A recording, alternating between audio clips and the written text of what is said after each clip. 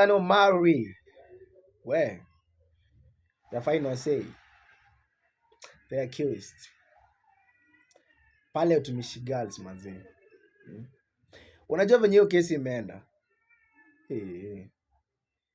According to Article 31, the Bill of Rights, the law of privacy is broken in the dormitory. Mahali kulikuwa na CCTV. Oh my God.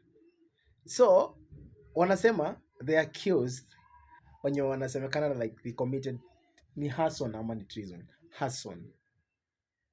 They should be freely released from the court. Mazee, Kenya. Like, I'm trying to imagine this situation.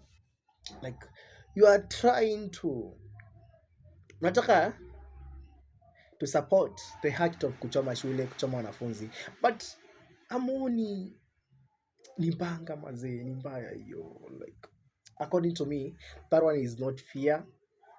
Hata kama ni mazee, you cannot compare kuua mtu na kuanza kuangalia about the rights. All of them they are right though, but lazima utuambie kama kuna mtoi wako wako pale kwa accused.